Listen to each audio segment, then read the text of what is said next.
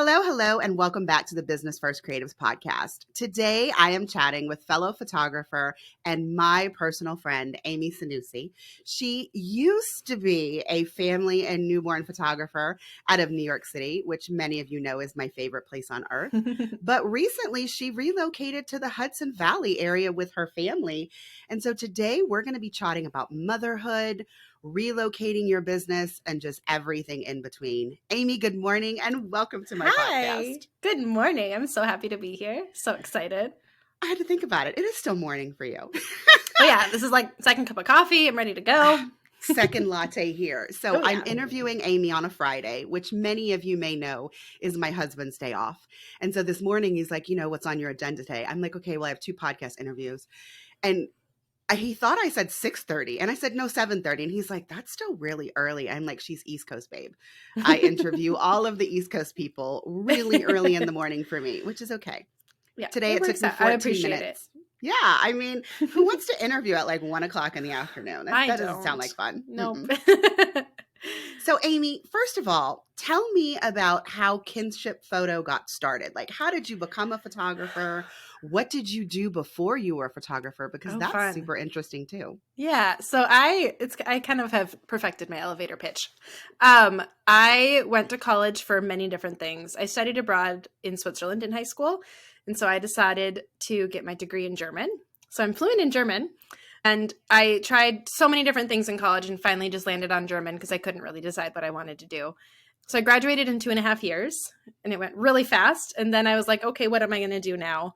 My sister at the time was making wedding dresses and selling them on Etsy.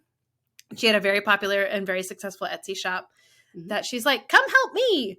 And so I helped her with her boys who were little at the time. And I helped her run her Etsy shop. I answered emails. I did all that stuff. And then one day I met at a photo shoot she was doing for her dresses. I met her photographer, who was also a personal friend of hers. She did shoots like that, and she also did weddings. And she's like, I need you to do that same kind of stuff for my business. Mm-hmm. And I was like, sure, I'll do whatever. Like, I'm a young kid out of college. I don't know what I'm doing with my life. Like, why not? I'll go work for a wedding photographer. And so I did all the errands. I answered emails. I sent contracts. I sent invoices. I saw the whole behind the scenes of a photography business before I actually knew how to take a photo. Mm-hmm. Eventually, she started taking me to weddings as an assistant and taught me how to use the camera. So I learned photography by shooting weddings. So I was a second shooter at a lot of them, did a lot of cocktail hour details, all that fun stuff. And she eventually had me start doing families because she's like, I don't really want to do families. I'm more of the wedding side.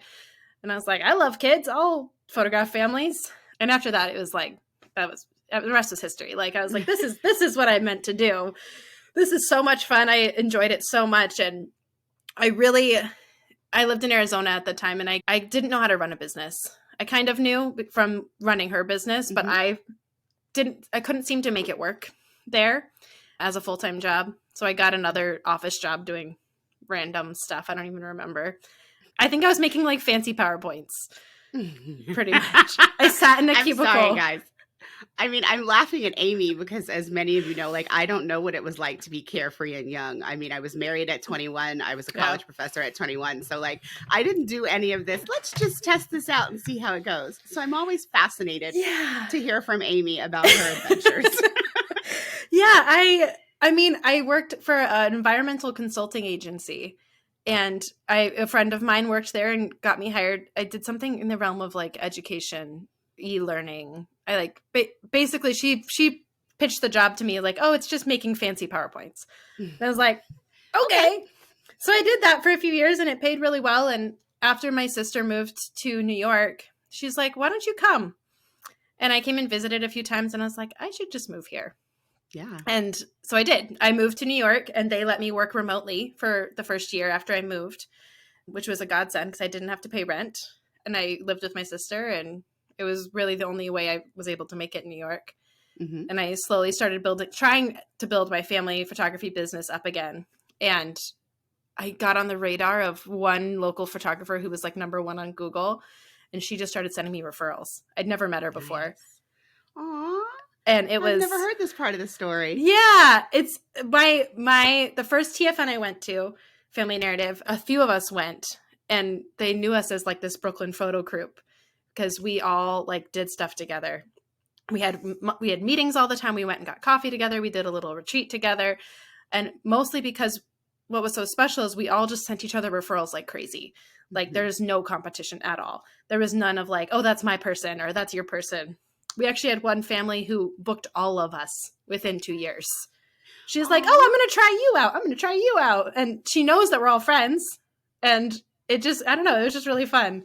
But that she is like one of the sole people responsible for me. Her and Nikki Sebastian actually are some of the people who really got me a lot of referrals in the beginning and made my business work. And after 6 months of doing that, I was able to go full time and quit my other job. Amy, that's awesome. Okay, so yeah. I did not know that part of the story. It is amazing. And after your episode airs, I actually have a different episode about building community when you move. And so this is just really interesting to hear that you did this at the beginning of your career in New York. So, thriving business out of Brooklyn. Yeah. And then you decide to move to Hudson Valley. And so we're going to actually talk about this from two perspectives. Okay. Because first of all, you moved your business. And then you got pregnant. I was going to say knocked up. Maybe that's not appropriate, but it's whatever. She got pregnant. Yeah. And now she has a 1-year-old named Willa, who is adorable, guys. She's adorable. She is. But that's a lot of transition for you, Amy, in a 2-year span. I mean, so let's talk about, first of all, let's talk about the relocation first. Okay. So when you relocated, what was your plan for your business? Because when some people move, they're like, oh, I gotta build new clientele. I gotta do all this stuff. But Hudson Valley is not that far from the city. No. So how did you handle moving you and not really your business? So we moved in October of 2020, and that plays a huge part in it. So we were in the city during the pandemic, and we had always dreamt about moving up here someday, my husband and I. And we're like, oh, that's just it's so magical up there. But my stepdaughter was in the city, and, we're like, oh, we got to be closer to her. But after sitting through, my husband works in Long Island City, and we were living in Brooklyn, and the commute was still an hour and a half sometimes with traffic, and you'd only go 11 miles. And it was ridiculous. And we're like, oh, we could go the same amount of time, just more miles, and have a house and a backyard and space. Mm-hmm. And so we did. We jumped in the worst time to buy a house. Really, there was, people fighting for houses up here. But we found this one that had this amazing potential, and it was painted all these crazy colors inside, and we just decided to go for it, and it's been the best. But I did during the pandemic, I slowly started shooting again, and I was driving down for shoots a lot. Mm-hmm. And so it definitely has been an adjustment, but it's made me kind of rethink, I guess, even before having Willa, it made me rethink, how full I pack my weekends, right? Because I used to pack them oh, I can do a shoot in Manhattan this time, and then go over to Brooklyn and do a shoot at this time, and really jam pack from Friday to Sunday, or any day of the week. And so then after moving, I was like, well, I need to kind of be a little bit more strategic about this, because it's not worth it if I'm going to be traveling up and down all the time and not spending any time in this house that we bought and spent so much time working on. But it worked out. A lot of the people that I raised my prices, I was able to I tried out Simple Sales, and it didn't really work for my clientele. They just were more about just tell me the full number and I'll pay it. Mm-hmm. New Yorkers are very straightforward. Simple. Yeah, straightforward. They just I tried it for a year, and my clients were just like, what's happening now? What, can I just send you an invoice, or can you just pay you? And I was like, yes, you can. Let's just do it. And so I've worked with a lot of these families for at least 4 years now, some of them more. Mm-hmm. And they've all been super supportive of me commuting down and not being super worried about timing if I'm running late in traffic. And it's worked out. And then, after having Willa, that changed everything too. I mean, so let's just get to that. So tried Simple Sales, didn't work. Yeah. Moved north of the city, continued to service your New York City clients. Yeah. I mean, with a pretty full schedule, I will say, guys, we might get into the numbers, but then you got pregnant. Yeah. And so what happened? Like, what was your thinking about your business as you got closer to your delivery date? Like, what was your planning? How long did you want to take on maternity? Like, I want to hear all of those kinds of things. So this is where Revenue on Repeat comes in, my membership, because after the pandemic, I think 2021 was my first year of the membership. Mhm. So I was like, what can I do to like keep my income sustainable and not be working all the time? And that's when I introduced my membership. And I think I had 15 to 20 members the first year, which I've talked about this a lot in the Revenue on Repeat group, but I paired that with a price raise. And so it kind of pushed everybody into the membership. So everybody I've worked with over and over and over. And guys, she actually did a podcast interview with Anami on This Can't Be That Hard.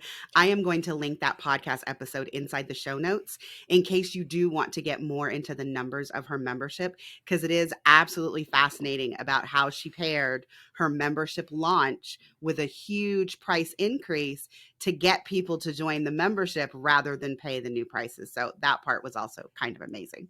Yeah, and it's continued to just be amazing, and we can go more into that. But I decided, like, after starting my membership, I got pregnant, and I was like, oh, well, this works out perfectly. Good timing, Amy. I know, right? So I found out I was pregnant in July, and I had a kind of a complicated pregnancy. I had some pretty large fibroids and dermoids on my ovaries and on my uterus, and they weren't really sure how it was going to go. But my birth was perfect. It was great. Everything was wonderful. And then I actually had to have surgery in August to have a bunch of it removed. Mm-hmm. So it kind of threw my whole year. I didn't really start shooting again for reels until September. I started leave in February because I was like, I'm going to take a month off before having the baby. And I just sat around and did puzzles all day. Seriously. I have a stack of puzzles that I have not finished because I had a baby. Mm-hmm. And now I can't have puzzles anymore. It's not a thing. Well, you'll eventually be able to get Someday. your puzzles back. Yeah. I mean, you've got another like 3 years, but you will be able to do puzzles again, Amy, I promise. Yeah, I hope so. So you went back to work in like September. And I mean, that's fall, Amy. So, I mean, you jumped right in. And then at that point, how many people had already been paying for the membership that you, I guess, quote unquote, owed sessions to? I think I had 30 people. Okay. And this was in 2022. And so then I had 30 people, and some of them got their sessions in during the summer before, like after because I technically finished leave in June, I think, when I said I was going to go till, and then I had surgery in August. So I had that little time in between that I was able to get in a bunch of shoots. I went to the Hamptons to do some. She went to the Hamptons, guys. It's really fun, but it's a lot more of a hassle to get out there than you think. But so I was able to cram in a bunch in July and a little bit of August. And then I had my surgery and I was out again until September. So come time for fall though, I was booked. Like everything was done. I didn't have to book anybody else. I didn't book anybody besides my yearbook people. My membership. I mean, but you've been getting paid this whole time. Like, I feel like I have to emphasize that for everyone. Yeah.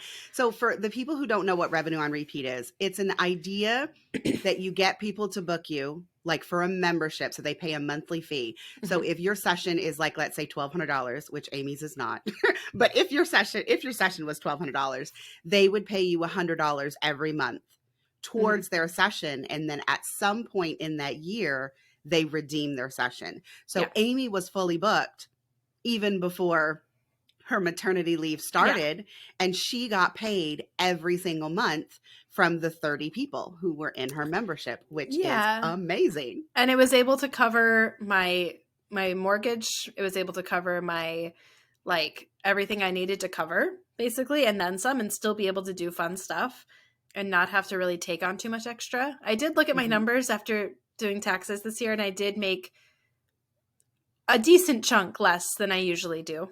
But I looked at that and I was like, oh, but we were still okay. Like, we still were able to live on that. So it's created this whole shift of like, okay, so really how much more do I need to add back in now that I don't have surgery, I don't have pregnancy, baby, all that stuff. Mm-hmm. So yeah, but it's been But awesome. I will also say, like, you looked at your number, Amy, and you made a lot less. But you had time with Willa. Yeah. You had time as a family. And so, Yeah. I mean, I would argue that, you know, as long as you were able to get your needs met, that you were just super happy to have been in that position. Yeah. Yeah. It definitely, I got a lot of time at home with her. I'm able to like maybe have one shoot a weekend. I don't have to stack it full every weekend. It's definitely, I've been very grateful that I don't have to do all that. And it's still able to work just because, you know, as a photographer, your February and March is usually like nothing, at least for me. You don't do anything in February and March, and maybe you have a newborn here and there. But it was after 10 years, I can't believe I finally figured it out after 10 years. I mean, it only took a move, a baby, and that amazing membership. Right? I mean, Amy, I really do feel like you're a unicorn. I mean, all those things came together for you at like the perfect time. And you are also like a lot of other people, even though the pandemic didn't play a part, it also played a part because you also had that time to like just sit and think about your business. Because I joke around with people, what I got from the pandemic was that I started actually paying myself a regular salary. Good for you. I mean, I've always made money. Yeah. I've always taken owner draws. But for the 3 months that we were not able to pick up a camera in Colorado and I did collect unemployment, after the unemployment was done, I was like, same. Oh no, like I need a check every 2 weeks. And so then I started automatically transferring money from my business account to my personal account every 2 weeks. I'm going to do that now. I have not gotten around to figuring it out. And I feel like it's necessary. I mean, I felt like that was like the push that I needed because when I was a professor, I also never really had a regular paycheck. Like I've never been a regular paycheck kind of person because I was an adjunct, you know, doing so many things. And the times of the courses were, you know, some were longer, some were shorter. I mean, I had amazing spreadsheets. Guys, don't judge. This was in the early 2000s. I had spreadsheets so that I knew when everyone was paying me and like what days, because I had like 5 paydays every month. Like it was super ridiculous. I still have a crazy spreadsheet and I can tell you about it. I have Airtable now. So now the craziness comes. I mean, not me paying myself because like I said, I do that every 2 weeks now, but like course income, for example, I have some people that are on payment plans and some people that are not. And so like, in order for me to wrap my head around, you know, how much cash I was going to get so that I could project it, I have that in Airtable now. And it's amazing. So if I look at May, I know how many people I'm going to get from course payments versus, you know, whatever else I make from photography or Dubsado setups or any of that jazz. That sounds similar. I created because I love Dubsado and I love my CRM and everything, but I created a crazy intense spreadsheet for all my yearbook club members where I can see everything at once and I can see how much they're paying, how much is going to fees, how much is going to taxes, and then how much I'm left over with each month. So I have that number, like able to see it all in one place. I'll show it to you sometime. It's pretty. We're gonna look at it after we stop hit recording, guys. I'm sorry you don't get a peek of it, but maybe it's really fantastic. I'll tell you about it in a solo episode. So what else has changed? So less clients, more time at home. Yeah. You're still servicing clients in the city. Girl, do you have any like local clients? Because you know I moved too, and I didn't move as far as you did. Yeah. Although technically, I mean, I don't know, it feels really far. Like the first time that I went to one of my clients, like my furthest client in Denver, I felt like I needed a nap after I drove to her house. So I know you probably feel like that with the commute, but do you have clients near you yet? Okay. Some. So a lot, like because of my price point, I still really only appeal to people in the city. I've created a price point for people up here and I'll get the occasional, like once or twice every once in a while. But I really appeal to people who are in the city that maybe have a house up here or have a on vacation up to an Airbnb.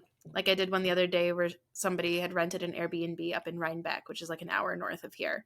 And that's still considered like upstate for me. That's like an hour is nothing. That's like nothing. Easy. Yeah. Because it's like everything is 25 to 30 minutes away from here. Like no matter where you go. And Well, so, at least it's not an hour in city traffic. I mean, oh that's what would God. kill me. Like driving north from you must be a breeze because Oh you yeah. could You're just just going pop through on the a mountains. podcast. Yeah. Yeah. I was listening to yours the other day, actually. I was listening to, I don't even remember which episode, but yesterday I had to drive down to Brooklyn for a shoot. And it's a good 2-hour drive there and 2.5 hour drive back. And Wow. yeah, it's a lot, which is why my prices are what they are, because I build that into my pricing. Mm. Like if you're in the city, this is the price because I have to travel that far. And I think I'm ready to raise those again, but Good for you. Yeah, I have some people up here. I would like to have more, but at the same time, like I'm not willing to negotiate on my prices. And so I have a hard time, like every once in a while, I'll be like, oh, somebody needs a photographer for this. You should just go do it. And I'm like, nah, no, that's No, not how I'm it sorry. works. Because I have like been through so much of trying to build this business, and I used to do everything. I used to photograph for influencers. I used to photograph events. I used to photograph for blogs, and I would take anything and everything. I did headshots for a dentist once upon a time. Like, I mean, but Amy, let's talk about that. I want to talk about that very briefly because for some reason, people keep asking me about my one single commercial client. I don't know if you know this. I have one commercial client. They're a dentist in Dallas. But when I say dentist, they're a conglomerate. Like they have 2 main brands and each of those brands has like 10 to 20 locations. I mean, I'm not talking about a single dentist. no. But what they hired me for was to show how much fun it could be for the kids to go to the dentist. That's amazing. Because they have a playground and iPad stations and a movie theater in all of their locations for one brand. So it's called Smile Magic, guys. You guys can look it up and then you can see all my wonderful images. Oh my gosh. But I mean, they presented it to me and I was like, dentist photos? Yeah, I'm not doing that. But then, I thought about what it could be and I was like, okay, no, this really is Could my be kind of awesome. thing. And so it's really funny that you're mentioning, you used to do all the things and now you just do families.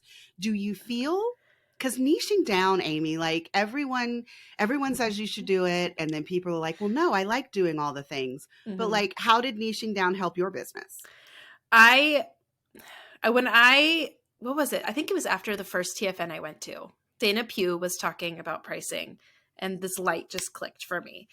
And I was like, this is the only way I'm going to make my business make money. Like, and the minute I stopped saying, like, I went and pared down my website, and it might have been after a conversation with Nikki Sebastian at one point, because we had these meetings and we would look through each other's websites and things. And I was like, no, I'm going to take off anything that I don't want to photograph.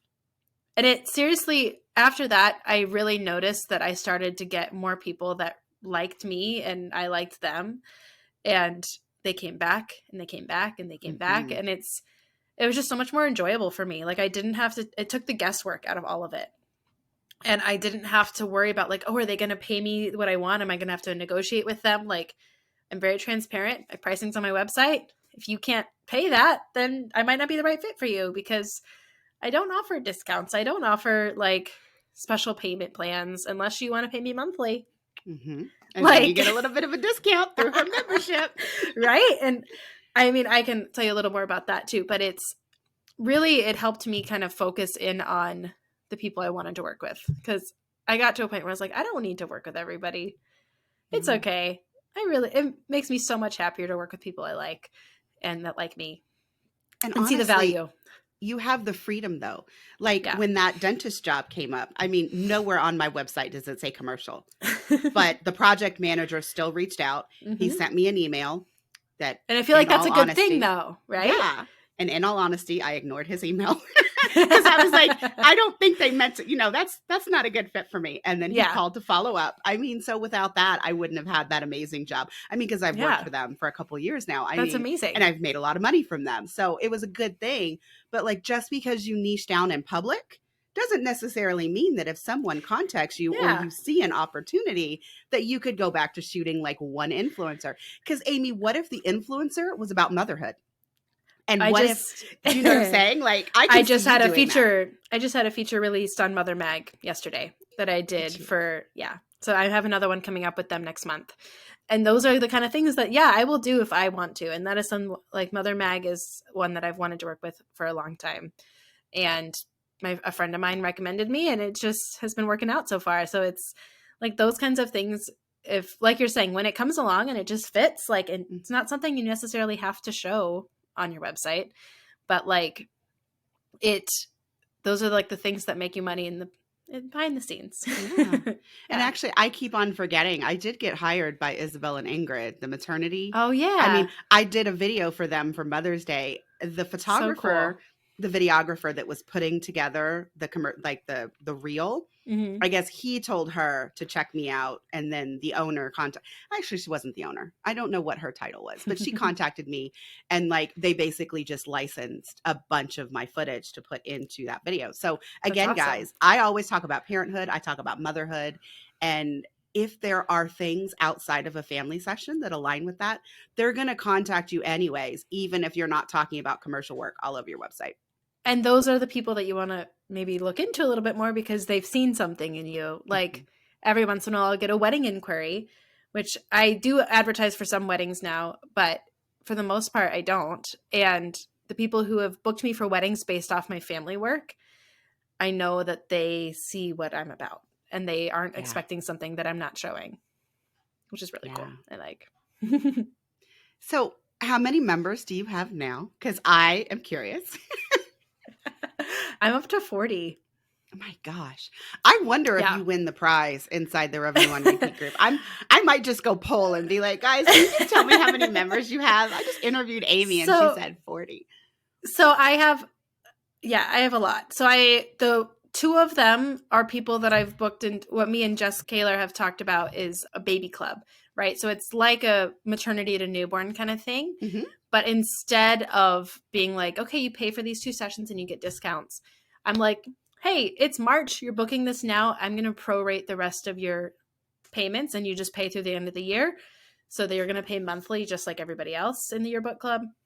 But they're just getting their 2 sessions like they would for a maternity newborn combo thing. So I count them as part of members because it's still monthly income that's coming.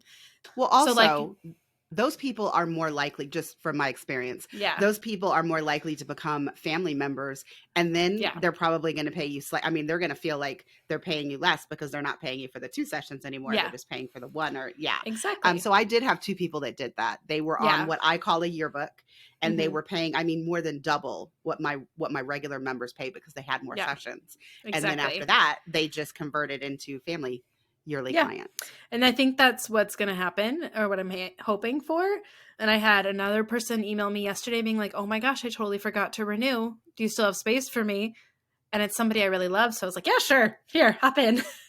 And so I think it might even be 41. I'd have to look at the numbers. Amy, I'm so proud of you. Thanks. I'm proud of myself. Like, honestly, every time I tell somebody about how my business model works, they're like, that's an amazing idea. And I was like, I cannot take the credit, but it's worked really well for me. And it allows me to have a lot of freedom in my business throughout the year. Yeah. So 41 sounds great. Like, what's your, when will you cut people off? If you haven't cut people off already, girl. I don't think I would take anybody else right now, just because I'm looking at my calendar for fall and I have to release those dates soon for people. And I think it's going to be just full. So I think I'll be done. Yeah. I think usually my cutoff was like March because I opened it in December, January-ish.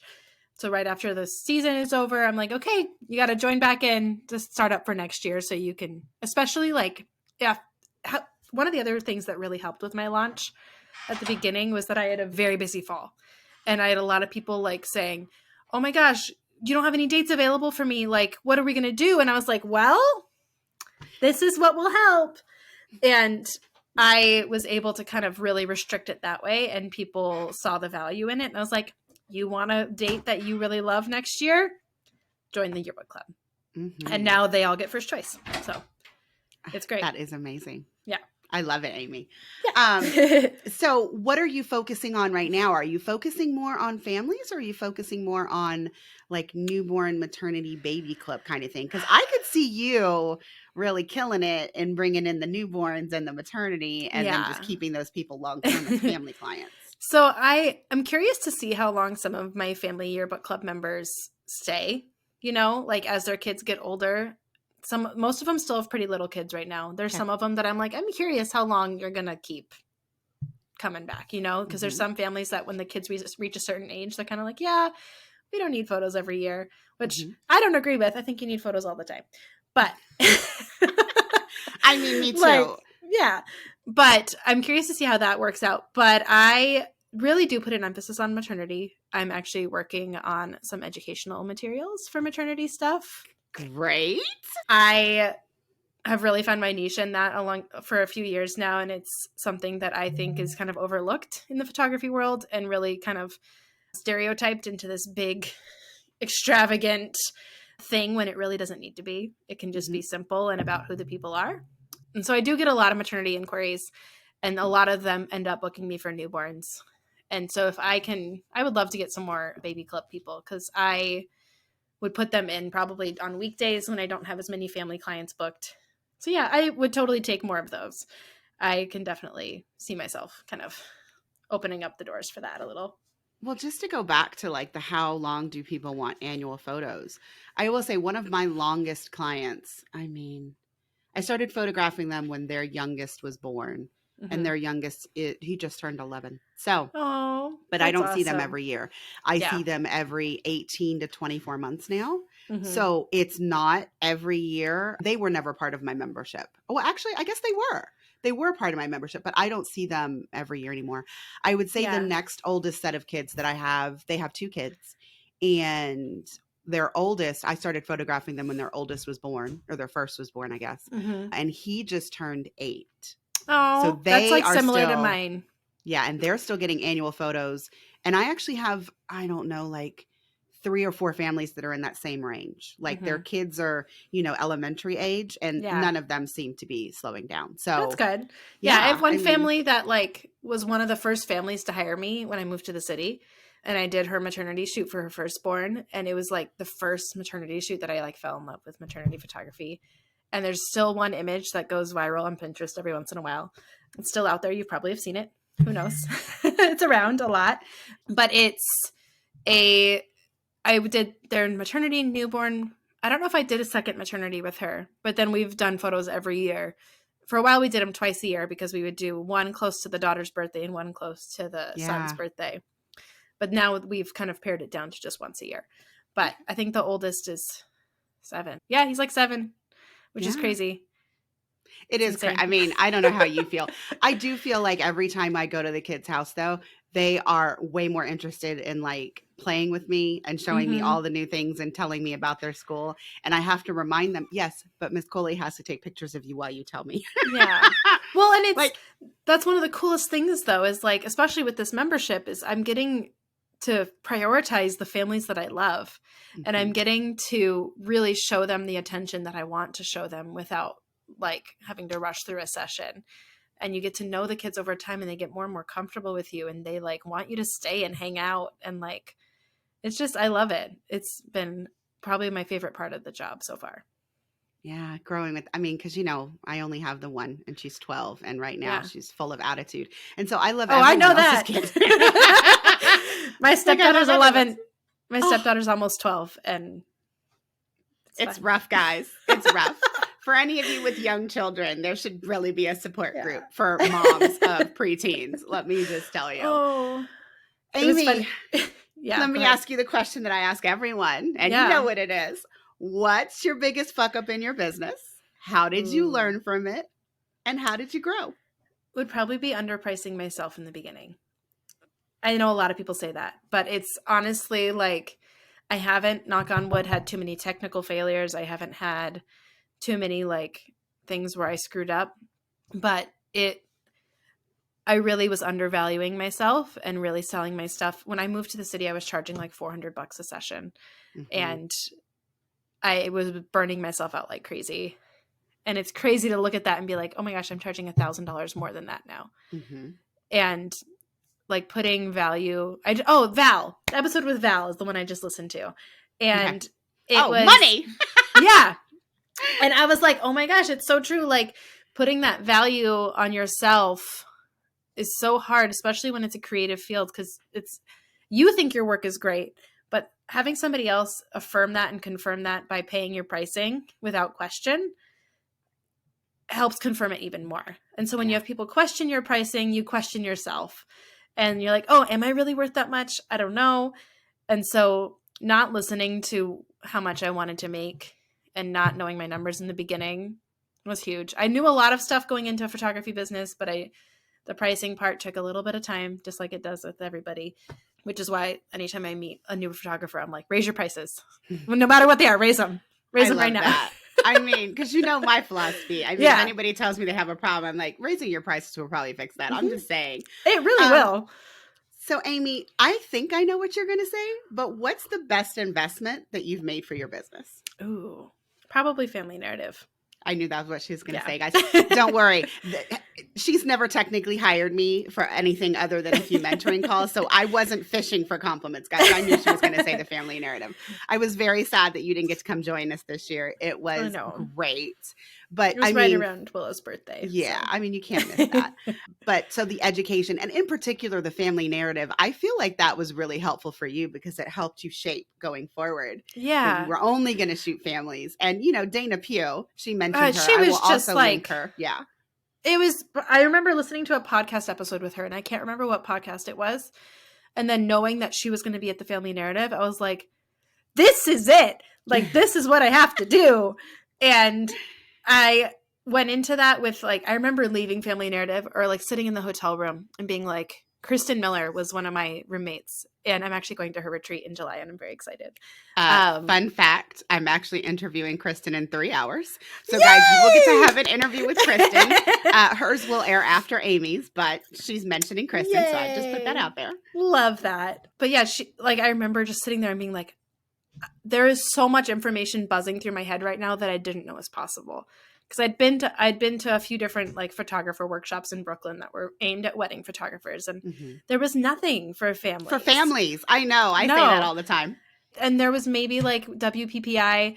There's different events that just seemed like too big for me, and I was like, I want something that just talks to me, you know. And like after I missed out on the first year of Family Narrative, which I was bummed about because my friend went and said it was amazing. But then I went to the second year and I was like, oh, this is like magic. This is like exactly what I need to come home and feel rejuvenated during my slow season and actually feel motivated to get stuff done. Yes. And I'm sad to hear that it's ending, but I know Posey has some amazing plans for it. So I'm excited to see what happens. So I don't know if you know this, but when I went this year, it was my first year. Really? Oh, no because you went to the... me. Correct. No one believes me when I say it was my first year. And I know I stood up at the end and I was trying to talk and it was really awful. I was crying and babbling and there was snot involved. I've had that, yeah. I mean, I thought I was going to be able to be eloquent with my words and I was totally not eloquent with my words. I hope no one recorded it. But if I'd known how fabulous it was, like I would have pushed my husband to just come with me because the reason that I didn't attend for years, it was on my anniversary every single year. Yeah. And so this year, Posey was like, okay, we're going to do it the week after. I said, thank you. And then I went. And then I was like, nah, if I'd known how great it was. I mean, I love my husband. It's the one day a year that I refuse to not be with him. But I would have just made him come wherever it was. Yeah. And honestly, like I got to go to New Orleans twice, which was the best. I went 2017 and 2018, I believe. 2018 and 2019. I don't remember. But it was... I loved the hotel we were at. I loved the food. I loved the location. And it, like, getting to talk with Ike and Tash the second year, and they helped me break down my whole pricing. They, like, I don't know. There's just, it was like a hive mind, and it was so cool. And I got to meet some really great people, like Mary Otanez. We met a few, I think, at one of the Family Narratives, and you know, Posey and Anami, and it's just I feel like I have everyone. I've had a community. It's like with a family. All of them. Is that the word you're looking for? It's like it really a family. Is. It is, and I love knowing that I have those people out there for me, because this business is lonely, and I love having. I used to have a studio manager, and I just hired a VA again because I need it really bad. But I miss like working with people. I miss like having somebody to talk with, and it's them creating that community, even if it's just on Facebook for now. Yeah. love it. So, guys, I just want to interject because, we've been going down memory lane about a conference that we both love. It's okay. But what I want to put out there to you is that I have heard this kind of story over and over again for almost every conference except for something like WPPI, because that's so big. I doubt you find your best friend at WPPI. No. But I had Allison Hatch on to talk about Photo Native earlier this year, and she was talking about how she met a few of her very best friends now at Photo Native.